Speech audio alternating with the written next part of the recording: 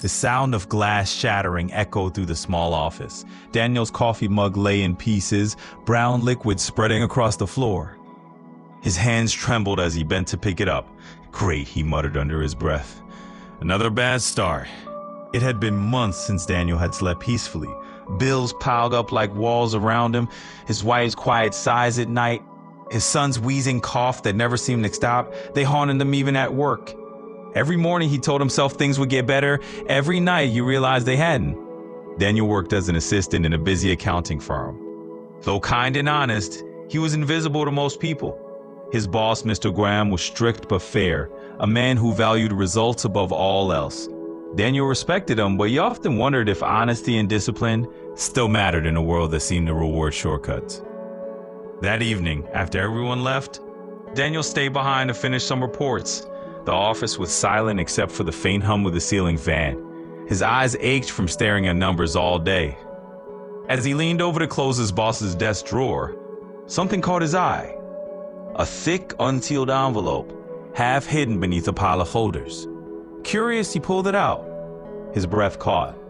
Inside were neat stacks of cash, more money than he'd seen in his life. There was no note, no name, just the heavy silence of temptation filling the room. He froze, his heartbeat thundered in his chest. "No, Daniel," he whispered. "Don't even think about it." He placed it back on the desk, but his hands lingered. His thoughts grew louder than the quiet room around him. "What if no one ever finds out?" a voice inside said. "You could fix everything. You could buy your son's medicine. You could finally give your wife a break." He paced the room, running his hands through his hair. "It's wrong," he muttered. "It's stealing." Another voice crept in, softer, more dangerous. "But isn't it unfair that you work so hard and still suffer? Haven't you been honest all your life? What has that given you?" Daniel sank into the chair, breathing heavily. The air felt thick, his mind was a battlefield, one part fighting to stay upright, while another whispered sweet promises of relief. He picked up the envelope again. The weight of it pulled at his conscience. He imagined his wife's face lighting up when he told her he found a way. He imagined his son sleeping peacefully, healthy again. For a fleeting moment, he felt the power of control slip from his grasp. Then, somewhere in the storm of his thoughts, came a faint memory. His father's voice from long ago. "Son, when the world tempts you, remember this. The hardest thing you'll ever learn is to control your mind. If you win that battle, you'll never lose another." Daniel's throat tightened. His eyes burned. He whispered, "I can't lose myself. Not like this." Slowly, he planed the envelope back where he found it. He locked the office, turned off the lights, and walked out into the night, his heart pounding, but his spirit oddly calm. He barely slept. Every creak in the house made him wonder if he'd made the wrong choice. His wife stirred beside him. "You okay?" she whispered. He nodded. "Yeah, just thinking." "About what?" "About doing the right thing," he said quietly. Morning came, heavy with worry. When he arrived at the office, Mr. Graham's tone was different. "Daniel, can I see you for a moment?" Daniel followed him into the office, his stomach churning. On the desk sat the same envelope. Mr. Graham's expression was unreadable. "Daniel," he said firmly, "you see this last night?" Daniel swallowed hard. "Yes, sir, I found it after hours." "What did you do with it?" "I left it where it was, sir." Stared at him for several seconds that felt like hours. "All right," he said finally. "You can go." The rest of the day dragged shamefully. Daniel replayed the conversation again and again. What if someone else had taken the money later? What if he was being blamed? Fear chewed at his mind until his hand shook. Just before closing, his intercom buzzed again. "Daniel, my office, please."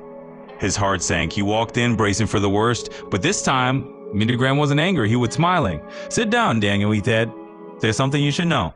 Mr. Graham opened the drawer and pulled out the same envelope. "You might not believe this, but we've been testing a few employees. We've had money debt appearing lately, so I left this here intentionally." Daniel's mouth fell open.